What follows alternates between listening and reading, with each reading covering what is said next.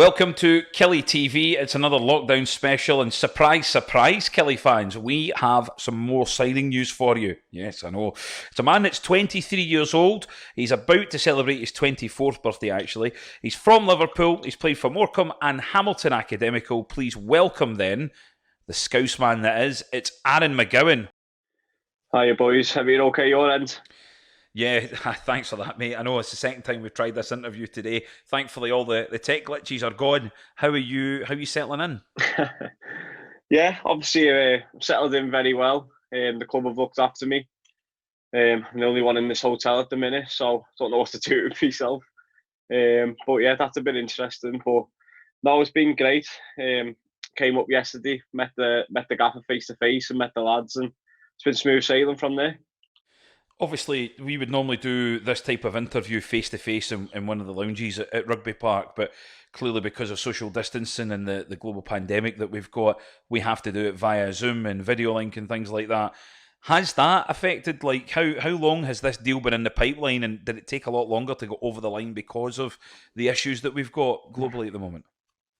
Uh, yeah, do you know what? I probably would say so. I think about I think about 6 weeks ago, my agent, it got come to my attention. My agent told me the interest from Kilmarnock, and moving forward from that, I think I was speaking to James Fowler. My agent was speaking to James Fowler, and obviously he wants to get a contract over, but there was obviously so much things going on with the SPFL and the league reconstruction. Is it happening? Isn't it? Not? When are we back in training? I think it was obviously from their end, and most football clubs, it's hard to plan a budget. But from the past 2 weeks, I'd say it moved forward, and as I say, happy to be here now. Yeah, you certainly seem to be buzzing. Obviously, the boys have had an extra day ahead of you. Have you had to play catch up at training yet? Yeah, well, I came in yesterday, and I seen the lads were doing some tough running session, so I was watching them in my jeans. So I thought I've got away with this one, and then I've come in today and I've been pulled to the side by Higgy, and he's pulled me, and I had to do it on my own today, so it was harder. No doubt, with all the boys pointing and laughing at you as you were doing it at the same time and No, shouting. they were working, to be fair, but it would have been easier doing it in a group, but it was just a mentally draining run on your own. But it's the life of football, isn't it? I suppose. It is, actually, to be fair, and you've kind of given up a lot. You've come back up now. I'm assuming it's somewhere. I think I read somewhere you're quite settled in Scotland, so it was quite an easy an easy decision to make to come to Rugby Park. Yeah, look, I've always said there's been maybe media reports or other people's interviews that have said that I was adamant that I wanted to go back down south, and if that was the case, obviously wouldn't be sitting here right now because I had interest from down south, and I've also had interest at other clubs in this league. So no, but as I said from the start, I've always been made very clear that I'm happy, I'm settled. I'm up here with my girlfriend. She's been up here for the past 2 years, and we enjoy living in Scotland. And my family come up and watch the games, and my mum and dad, they love coming to games, and they love Scotland as well. So as I say, I'm really settled in Scotland, and so it was never something that is in my mind. And let's have it right. It's not like I live in Liverpool. It's not like the end of the world away. It's 2.5, 3 hours away, whatever you call it, when you're based in Glasgow. So as I say, it was an easy decision in the end. You seem like a guy that's got a lot of experience. You're maybe a month or so, just over a month or so away from your 24th birthday, and you've, I think, was it 175 career appearances, over 100 at Yeah, Morecambe. You've played the guts of 60 odd games for Hamilton Accies as well, and there's a lot that you can bring to your team. But you've also proven that wherever you've been playing, you can hold down a first team spot. yeah. Probably what people don't realise is the fact that I've been in this game now for professionally in a first team dressing room for 7 or 8 years, and a lot of lads at 23 probably won't be able to say that. I made my debut when I was 16 years of old.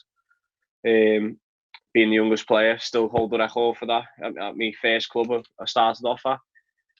So as I say, I know the game, the insides and the outs of it, and know how to conduct yourself around a football club, and I know what it takes mentally and physically to get through seasons and churn out results. And as I say, I would say I've got a lot of experience from my age, yeah. And then obviously in the latter end of last season, I was captain of Hamilton, the running.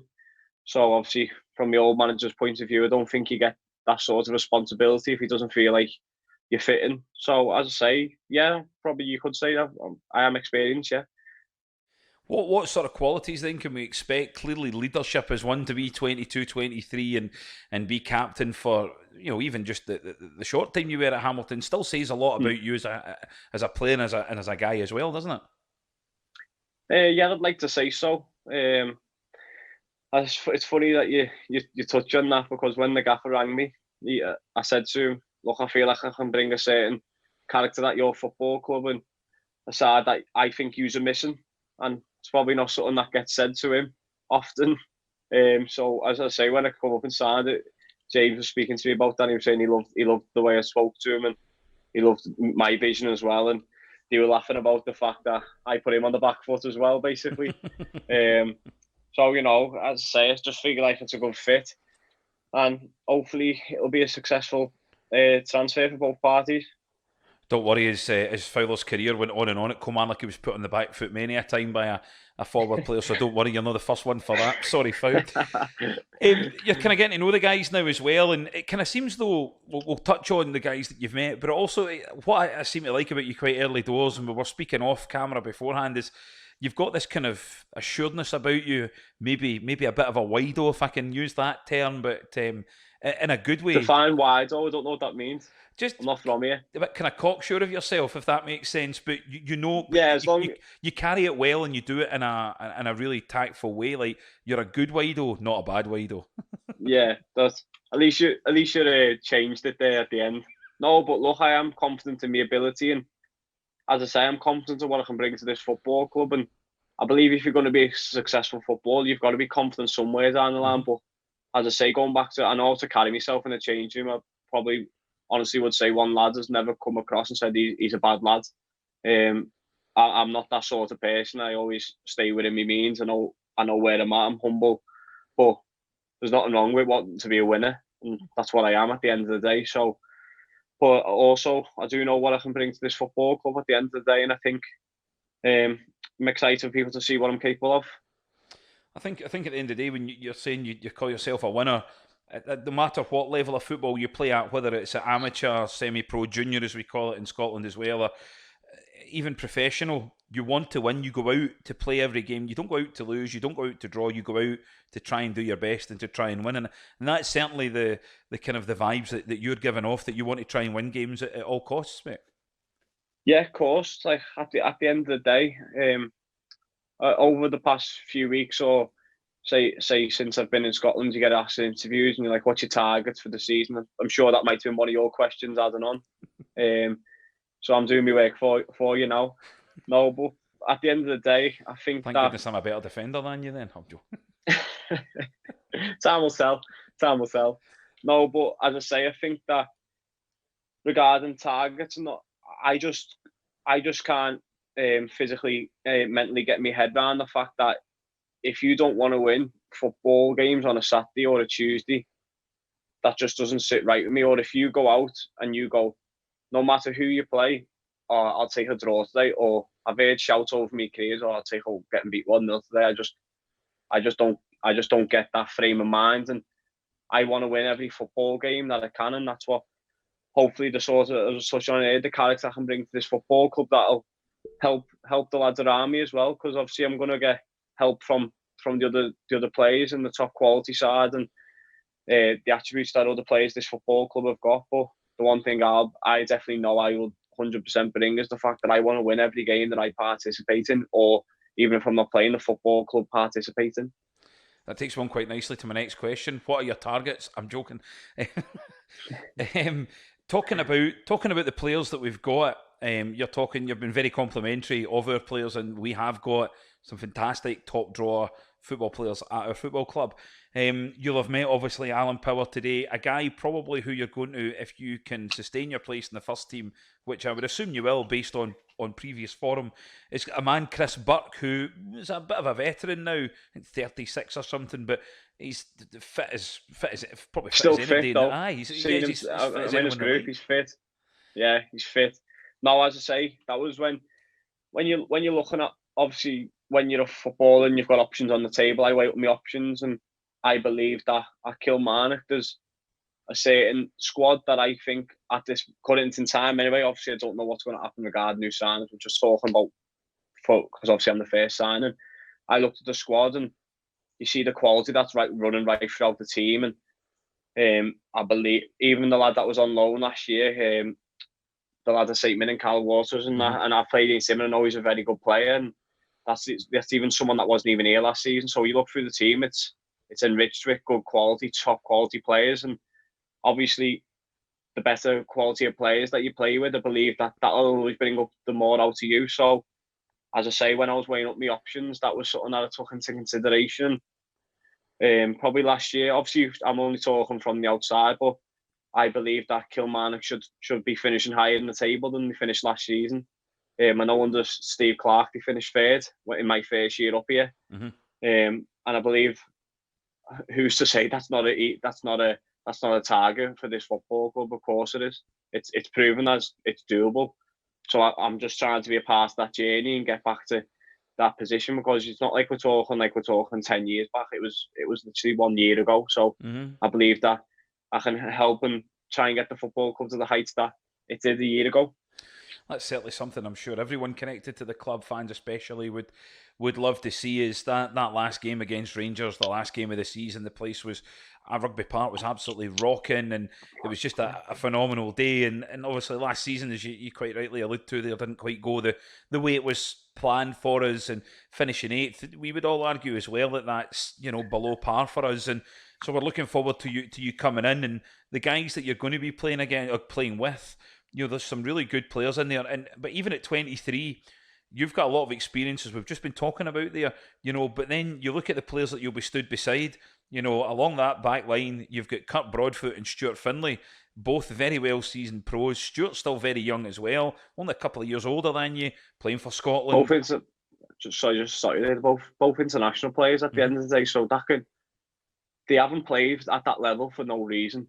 So at the end of the day, they can only benefit me and in my career as well. And whether it's advice through talking me through the games, or me talking to them through games, or it's just in the sheer ability and laying off them in different ways, that's what I'm looking to do with this football club. What I'm going to say to you about some of our players at the moment as well, though, is I would be probably quite happy if I was you, the fact that the government hasn't allowed contact training in Scotland at the moment, because Alan Power, from what your colleagues tell us, loves a tackle. How have you got on with Alan in day one? Do you know what? It's been obviously it was more from a distance, to be honest, because when I was walking around having a look at the facilities with James yesterday, it was the midfielders session. Obviously, it was around dinner time. It was the midfielders that were in. But from afar, I know that he definitely likes to tackle, and it's something that I know I like in my game as well. Actually, it's funny because I wear studs on Astro on the 4G. But so I got pulled up on that by a few of the lads today. Good luck with the groundsman, by the way. When Gal or Yeti get a hold of you, mate, you'll be doing press ups on the roof of the stand. He met Yeti. He's an interesting character. But no, as I say, I think the gaffer welcomed me today and said, look, to the defenders, because I never met the defenders yesterday. I said, look, this is Aaron. You can be with us the next few years going forward, etc. And Kirk said, can we start kicking him now? Because he's been kicking us the past few years. So I think I've got a name for that myself. And as I say, but I said, don't worry. As soon as contact training starts, I'll go back to my molds. But no one's going to stop me wearing studs on a Saturday afternoon.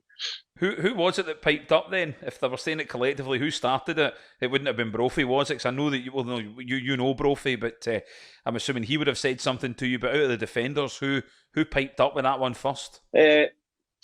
I think Kirk's piped up a bit. I think Stu's piped up a bit as well, in the sense of saying about when I go up to Edders and what he's heard of people saying that they don't like to play against me, and I'm just horrible player to play against. So it's obviously a nice compliment in a way, but it's not the worst thing. But as I say, if we've got a team with a few bruises in there, I can't see the problem. That's the way to do it, absolutely. Like you say though, I would certainly be sleeping with one eye open once contact training starts again. But it's like you say, it's a really, really good compliment to have. But you seem to have settled in. You obviously you maybe met some of the boys yesterday from a distance when you were getting walked round. You've had a bit of time with the rest of your defending group at the moment that are there, and the rest of the boys, and it's a really good bunch of boys. And I think yesterday when Alex told us. When the gaffer was talking to us on Kelly TV, he said that you're a guy that will fit in really well. That it kind of fits into our thinking of we don't want any prima donnas, we don't want guys that are too big for their boots, but we need guys that are going to give as good as they get, not just on the field, but with the banter off the field. And I think the boys have already kind of welcomed you in quite quickly. Yeah, to be fair, the lads have been, honestly, from what I've seen so far, there's not one bad egg in the changing room, or every lad that literally I've spoke to has been nothing but nice and very welcoming. And I literally feel like I've been here for at least a month already. I didn't expect to fit in and be so comfortable already, but the lads have been a big help, and especially the staff as well have been a big help in that. And it's just obviously learning people's personalities, but it's something I'm really enjoying because, as I say, not one lad I've met so far has been off-putting. They're a great set of lads, and I'm really excited to start working with them properly from now on. Gary Dicker's quite famed for having a quip of when people come in the door, he always likes to kind of set his stall out quite quickly with a bit of banter. I'm assuming you'd have been no different. Yeah, it's funny. Really, really funny you say that. The first thing he said to me was, don't even think he said hiya, honestly. I think he said something like, good job you never went to that.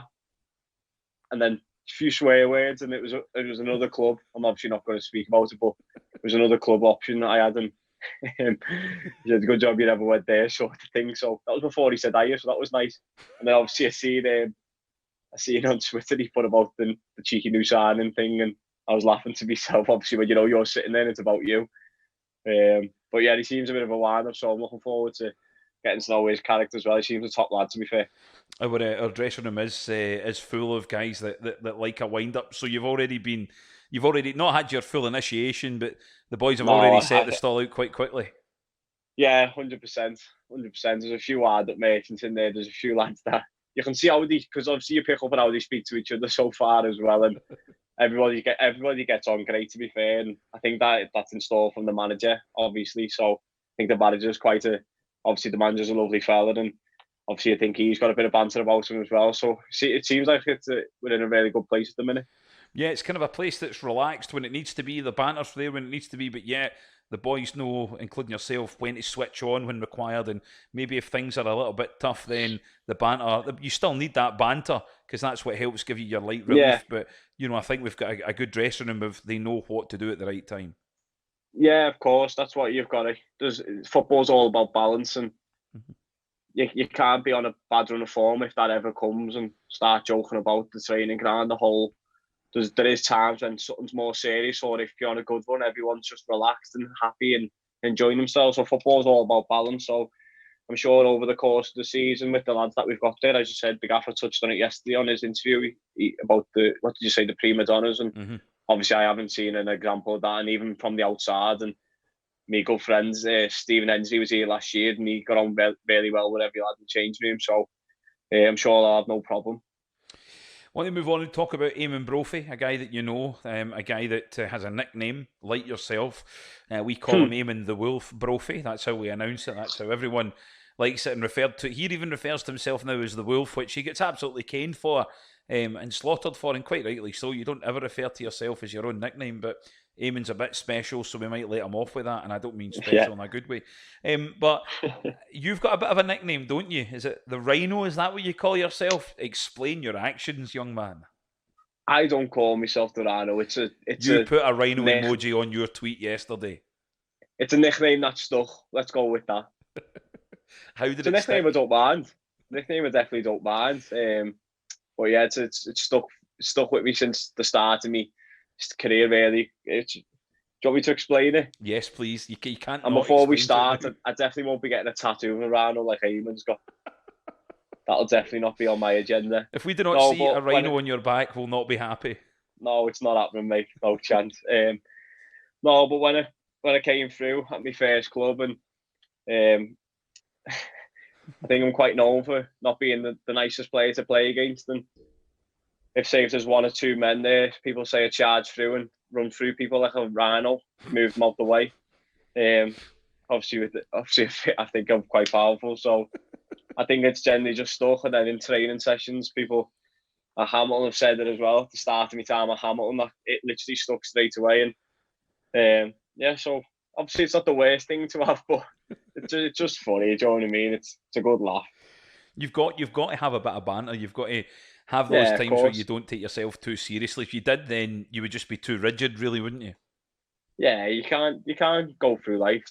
Obviously there's times to be serious, but at the end of the day, if people want to stick a nickname, or if a nickname sticks on you about the way you run through other opposition players, I'm all right with that.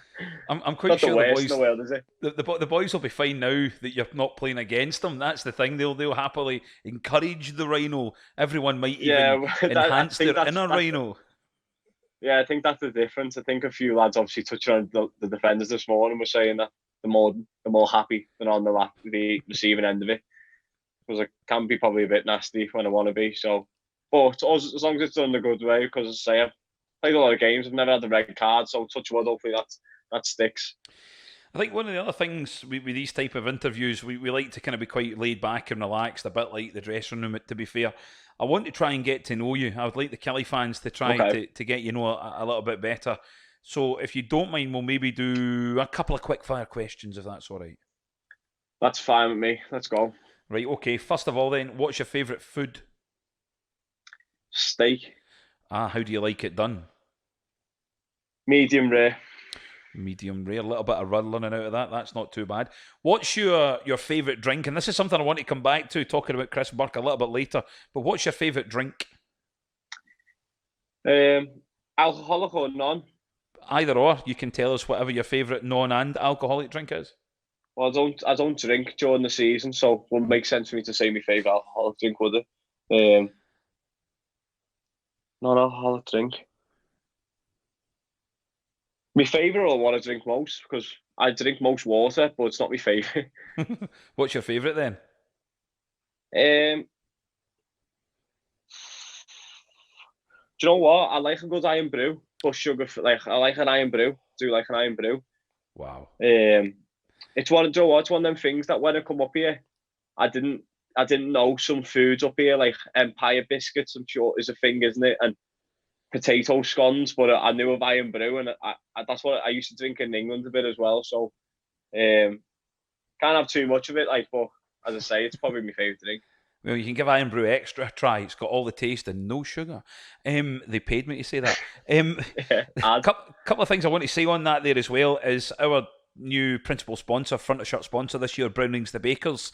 They make quite possibly the best Empire biscuits you can ever get your hands on. You probably see one of the products over my shoulder there as well. Some of the stuff you know they what? make. It's really funny because my girlfriend came to a game against Killyaway last year. Right. And she said to me, I don't know if it was last year or the year before, but don't they put like the shirt or like the Killy colours on the Empire biscuit? And then they put she the away was one in saying- the away end as well. She was saying how much she loved the biscuit, so I'm sure she'll be buzzing with that one. Well, Might get me naming with the fella that Brars and see if I can get some free ones off of there. John Gall, I know for a fact you're watching. Nicola from their communications team as Send well, and some anyone at freebies. Brownings, send them over. The big man would like it. So we'd all actually quite the production team in here would all quite like an Empire biscuit as well. So as you can see, we've got a belter Bridie behind us there, which they're also. Yeah, we've probably just got them a few more sales as well. So you know what I mean? Exactly. Well, that's what it's all about. A bit of wheeler dealer here. Do you know? You're Yeah, quite clever mate, actually. that's it. Unlike Stuart Finlay, you're actually quite clever. We'll come back to him shortly. Also, you mentioned potato scone there. You're not saying it right. Are you aware of that? Do you know what? So many times, even since I've been up here, all my mates. Stephen Endy was here last year as a big culprit for that. People just pull me up on how I say things constantly. So what am I saying wrong about potato scones? That's what it says on the. It just sounds so wrong. We were going potato scone. It's actually that was the world's worst Liverpool accent I think ever. Where are you from, Newcastle? There. I pitch, Newcastle away. We've got Liverpool next week. Some calling some chicken. Anyway, that'll get edited out. Hopefully, it's tatty. It'll probably stay in. It's actually tatty scone. Is what you see. Like a rolling tatty scone. So you're waiting for me to say that word now, aren't you? Correct. Tatty Scon. You actually say that better than a lot of the players. Ask Brophy to say that. He's not a clue what he's trying to say. Brophy doesn't even know what day it is, mate. He doesn't know if it's New Year or New York, that boy, so what chance have we got? Right, okay, so we've covered that then. We've maybe got a wee more saying or two. I'm assuming you use the phrase aye and no and things like that as well, or do you still say yes and no? Yeah, I've started. It's weird. When we mates in England, when I text my mates in England and I put I and say man, and just like, why you've changed your accent completely because in Liverpool it's lad and all that, isn't it? And it's just sort of that it always sticks though. If you went and lived in Liverpool for 2 years, I'm sure you'd start saying lad. Well, probably would actually, to be fair. But I think when you look back, the language isn't that too much difference. It's here you would maybe say Alan Power, top man, or a good guy. Exactly, yeah. But you would say top. What would you say? Would you say top lad back home? Is that what you say? No, I wouldn't. I think a few of the rougher people in the field say top lad. They say he's a top man. But as I say, I think that's why I touched on it. I think that's why I found it so settling to moving up here. Obviously, I was based around Glasgow, Hamilton ways, and I think the people here aren't too different from Scousers, in all honesty, in a sense of like the humour and what they like. Everybody likes the sports, the football, and The things honesty. like that. So yeah, that's why I found it easier, to be honest with you, in my transition and moving up here. Who is your favourite player of all time? Now, I know what side of Liverpool you support, so this might be controversial if it's who I think you're going to go for. I hope it's not. I think it is who you're thinking of, yeah, Steven Gerrard. Fair enough. You've now think just went from there to there with the rest of the Kilmarnock support, but you've grown up, we joke, you've grown up a Liverpool fan, haven't you? I don't think he likes me particularly at the minute. Obviously, one of my last games with Hamilton, when I was captain, we beat them at Ibrox, didn't we? So I suppose I'm not his favourite. He doesn't even know I am. Are you off his Christmas card list then? Yeah, I think so, mate. I think so. No, but yeah, obviously growing up, that was who the main man was. Do you know what I mean? So. To be fair, I think anybody that watches football and has a remote interest in football will realise that Steven Gerrard ran that Liverpool team for years and was a stalwart of that team, wasn't he? Yeah, well, obviously it's obviously weird when he come up and be managing, you're playing against them and stuff like that. Obviously, for me, it's strange. You know what I mean? It might not be strange for other people, but for me, it's strange. But just get on with it. Well, it's like any Kilmarnock fan maybe getting the chance to play against, one of their heroes or getting to meet one of their heroes or one of the current players that they look up to as well. It's exactly the same type of thing. At the end of the day, you play football because you love football, so therefore you'll have had a team that you supported, and that team was your local team, Liverpool. Yeah, of course, exactly, mate. So as I say, yeah, but so we went a bit off subject there. Answer your question. Could have just said Steven Gerrard, couldn't I? Moved on. You could have, but we didn't. So that's that, I'm afraid. No, we're all right, aren't we? We're all right. The chat's okay. I think yours is probably a lot better than mine. Stuart Finlay will tell you that. Who is the most awkward player or worst player or hardest player that you've played against? See, the best player would be Eduardo Dembele. Mm-hmm. But obviously they're strikers, so when I get asked this question, I always say who I've been directly up against. When I first come up here, one of my first games was wing back against Tierney and Sinclair, and obviously it was a tough day at the office.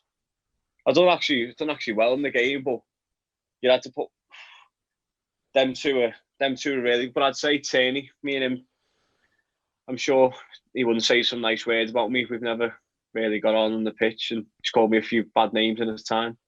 No, me and Tierney used to have good battles, to be fair. So I'd say him, he's a top player. Obviously, probably about to sort of stuff in the Premier League, which he deserves to be.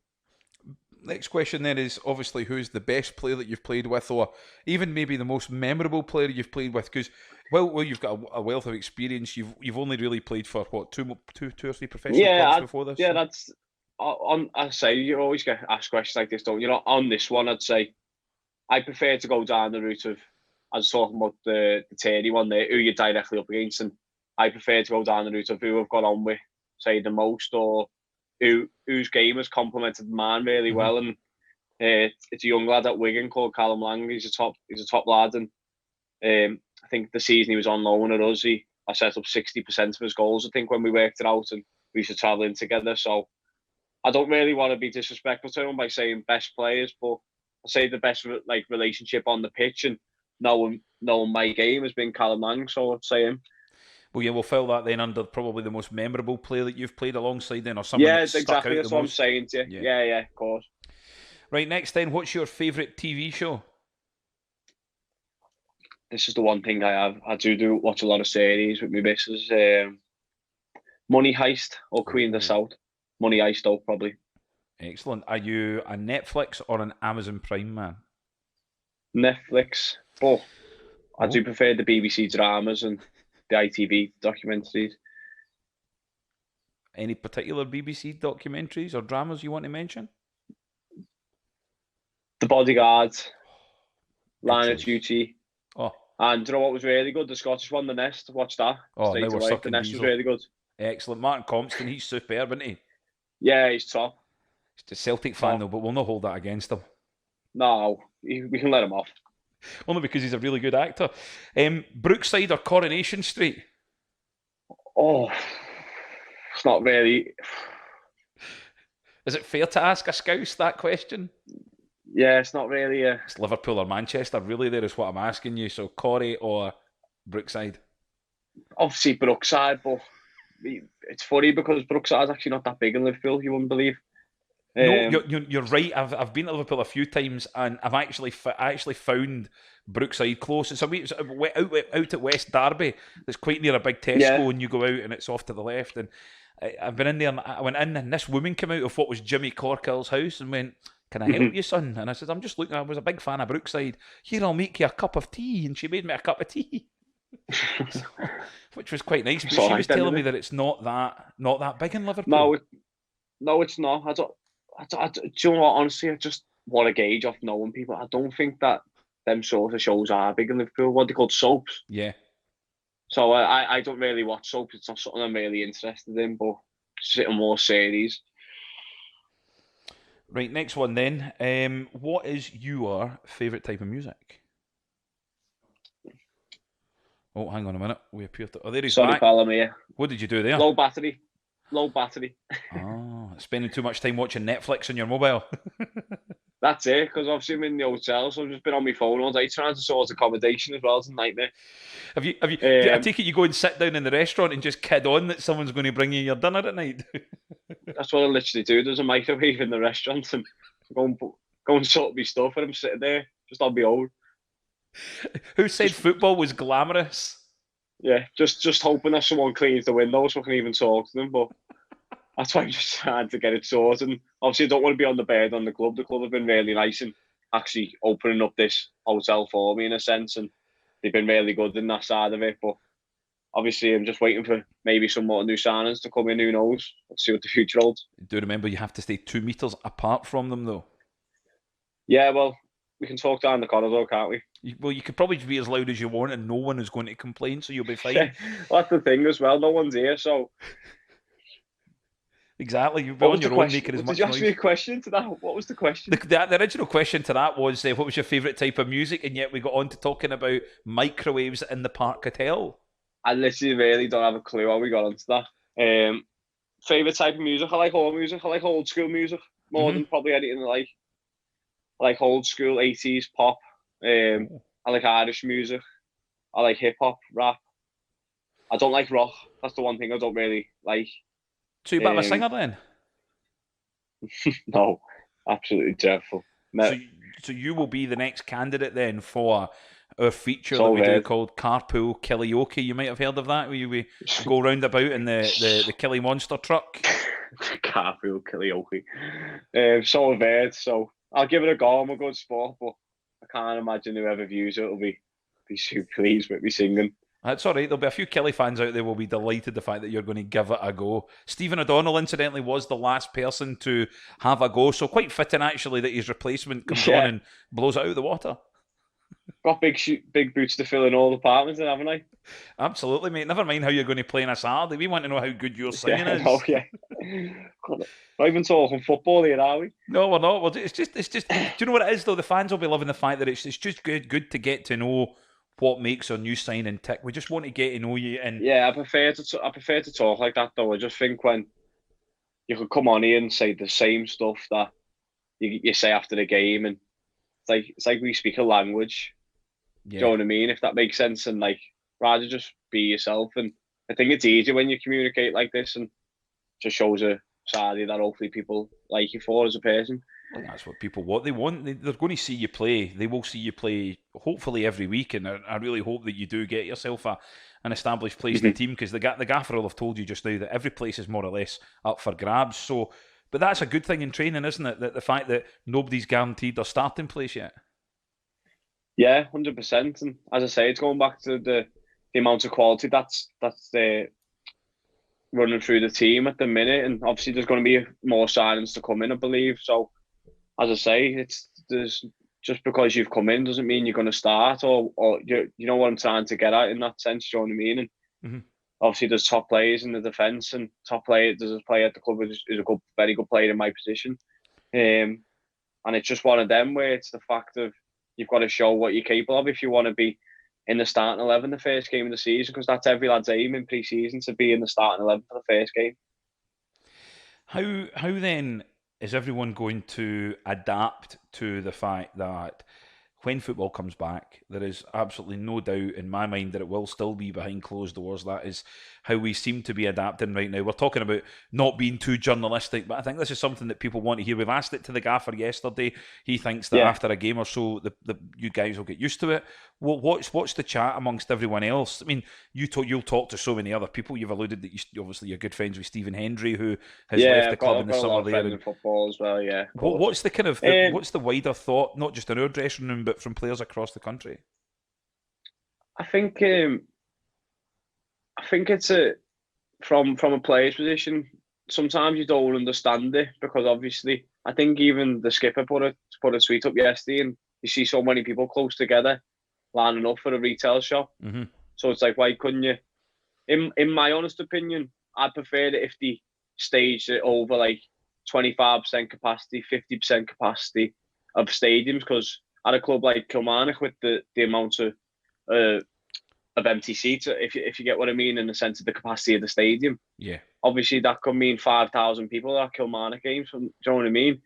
I think that's the best way to go forward, because I don't see how one week there'll be no fans and then the next week can be sold out. Surely there's going to have to be a thing put in place where it goes on the capacity of the stadium, and 25%, 50%. That's what I hope anyway, and I think should happen. But obviously playing with no fans obviously be strange. But I think people from the outside might think it's a training game, or get that vibe. And obviously, because I've watched a few games in the Bundesliga, Hmm. but It certainly, yeah, it looked it like dep- that at first. yeah, but it depends on the characters you've got in your team. Yeah. At the end of the day, there's still, if we go back to playing fans in the second half of the season, the games at the start with no fans, you still get the same amount of points for, and it can still put you in a good position at the table. So it depends on what characters you've got in your team, I believe, and obviously we've got a few strong characters in this dressing room, and a few leaders. Obviously, you've touched on them over the course of this interview, and I believe that won't be a problem for Kilmarnock, but obviously other clubs might struggle with it. But it's obviously a bit strange, but at the same time, I just think it all comes down to what characters you've got, and it's still a game that you can win and get 3 points in and move up table places or whatever. Do you know what I mean? Yeah, 100%. I suppose fans will probably give you that. If you're needing to dig deep, a good home support will give you that extra 2, 3, 4, 5% that you need, maybe just Yeah, to of get course. you over that line. So it's maybe adapting to that might be the hardest part of it all. Yeah, I think so. But again, I think the main thing is it comes down to your character. Hmm. At the end of the day, they can shout you and they can clap you or they can roll you on, etc. But the only person that can really dig deep is yourself. You're the only one that can get that extra percentage out of you if it came to that. So I believe that strong characters will and the better teams will survive with the stronger characters throughout when there's no fans. And I think that's something that we're in good place with. I want to go back before we kind of wrap things up on, you were talking about your favourite drink. A lot of the players will go for coffee. You a big coffee fan? Are you a big tea fan? Do you like that sort of drink? No, I don't. I don't drink alcohol or hot drinks.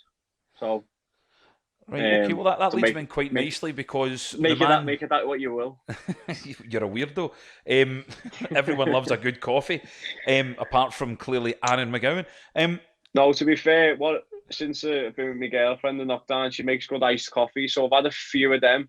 Don't get me wrong, it's not my favourite, but iced coffees I prefer. But it's just something about hot drinks that doesn't really don't really like. What would you order then if you went to like Starbucks or Costa or something? Or there's actually Um, I was going to say there's a good one that goes around Kilmarnock, the espresso cart. However, he's a big Kilmarnock fan. He will be disappointed if you Chris Burke incidentally likes this coffee cart as well, and if you don't convert over to coffee, Chris do you Burke's know going to be what? unhappy. It's funny because obviously there's no Stephen Ensley and my other friend, the Hamilton, Sean wants as well. And when we go for a Starbucks together, so basically my order is, just bear with me, it's a peach green tea lemonade without the green tea. So it's a peach iced lemonade. But sometimes when you don't You see want the to hear green what the tea bit, producer is just saying over my shoulder? so that's why I always get a lot as well. But the problem is sometimes when you go, I just want an iced peach lemonade, they go, that's not on the menu. Because the menu in Starbucks is it's peach green, it's iced peach green tea lemonade, but without the green tea. So obviously you can understand how I struggle with it, but especially with my accent. But You're going to get caned in it, our dressing room for that. You know that. They're going to be yeah, all over I you. know I am. But Chris as Burke I doesn't say, even like anyone talking about the word tea. Honestly, that offends Chris Burke. Would you like a cup of yeah, tea? but as I say, going back to the two lads I mentioned, that's their order now in Starbucks as well. So there's a niche there that people might not be aware of. So are you going to take that's an idea to take to Dragon's Den, or just send it straight into Starbucks with a copyright No, sticker it's on the side of it? as I say, if Berkey feels so passionate of it, nice one for the heads up because I won't be talking to him. I won't be telling him that now. Well, unfortunately, we will be telling him. And we're going to. We should. There's a definitely a wee challenge in there. I'm thinking, can we get you to? We could probably get the espresso cart round. We'll get you to try and taste some of the coffee. Oh, Honestly, Berkey is. He is such a coffee aficionado. Should we call him one of them? don't get me wrong. I could have a cup of coffee and I wouldn't go, that is the most disgusting thing. Do you know what I mean? I wouldn't say that about coffee, but there's just, I don't get it, really. I don't get like the way people have to live on it. You That were makes there. sense. You were 110% there. You're now there. Not just in my book, Chris Burke's book, Brophy's book. Brophy loves a coffee. Absolutely loves a coffee. That would be the boys' routine. Would be after training. A few of them would go and meet, and they'd be coffee friends, and they'd go and meet in the Park Yeah, well, Hotel. that's what I always go every day or 4 or 5 times a week. I go for coffee at my old club, so I'll still be carrying that tradition, but just look away when I'm ordering. Berkey, mate, we'll do our best. We'll do our best, Berkey. If we can convert you to coffee, I'll give £100 to the Killy Trust. There you go. I've said it now. If we can convert you to Okay. liking coffee. If we don't, then you've got to give me £100. Or you give the Trust £100. Okay, we'll Deal? deal on that. That's a deal. Because I know, Fantastic. I know for a fact that you're giving the trust 100 gigs of not drinking hot coffee. It's all right. I'm good friends with Billy Bowie. I'll just make sure he takes £50 off your wages. It'll be fine. That'll pay for the fuel for the monster truck for when we play Carpool Karaoke. So all in all, then, by the way, before we wrap up, have you done any initiation yet, or is that going to be held off until the first proper away trip? No, that's coming, I assume. I think when it normally comes when when you've got all your signings done. So it's normally about, if you're on overnight to say the day before the game, because there's no point me doing it, and then it's always better when you get out one night over. Yeah. I hate them, but I don't find them funny either. I don't think they're the best. But so you're quite boring then. No, I'm not boring, but But when you've been in the game for so long already, speaking as if I'm 40, but when you've seen the same song getting sung in the it's same usually way, an Oasis song with a spoon on a chair at a hotel after dinner, isn't it? Wonderwall or Valerie or, do you know what I mean? Or Uncle Cracker Follow Me or something like that. Oh. Do you know what I mean? So that's, I always appreciate if someone comes in and does a bit something different. 110%. If you could sing Paper Roses, you would be right up there with all the Kelly fans. No, what's Paper Roses? A club anthem. I suggest you do your homework before you do any more interviews. I might do, yeah. I might do. But as I say, you were touching off camera about the Spotify, weren't you? Definitely, I'll be able to get Deacon Blue playing out the stadium. Real gone kid and dignity. That's me. I'm quite sure we could get that. We're quite sure we could get them played for you when we pick the playlists, when we're eventually allowed to be That'll be all right. back properly. We'll make sure that'll be a pre-match ritual that we'll play 1 or 2 before every game for you, mate, when you're starting. Yeah. That's a deal. Cheers, So pal. all in all then, your first day, kind of just to wrap up, your first day at Rugby Park has been really enjoyable and the boys have made you feel really welcome. Yeah. Have you got a message? Have you got a message for the fans just before we head off and wrap up? No, not really like to do with anything else, but just like I'm excited to be here, and the fact that every time I put on the shirt, I'll give it 110%, and I believe that I can be a top player for this football club. And what was I going to say? I was going to say something. And one thing that a lot of people have been asking me about is, I'll give you an exclusive that I'm number 2 for the new season going forward. So I've had a lot of tweets regarding what number and even had someone graphic out of the back of my shirt for me. So just to confirm, number 2 and going forward. So that's what we say. Number 2, Aaron McGowan, like that. That's how we say it on a Saturday for you. Is that the delivery you'd like? Yeah. Do you want a bit more theatre in it, or would you like something different? I just want this interview to end now. Right, Beta, you've wasted enough of my time. I've got other stuff to do. I've got Chris Butt to go and rile up now because you don't like coffee. Right, top man, mate. Thanks very much for your time. No, thank you. All the best. We wish you all the best with your 2 years at Kilmarnock. Hopefully you'll be here a lot longer than that, and hopefully you can help spur us on to some really good things this season. Thanks for joining us, Aaron. Cheers, mate. Thanks very much, guys. Speak to you soon, pal. All the best. Cheers.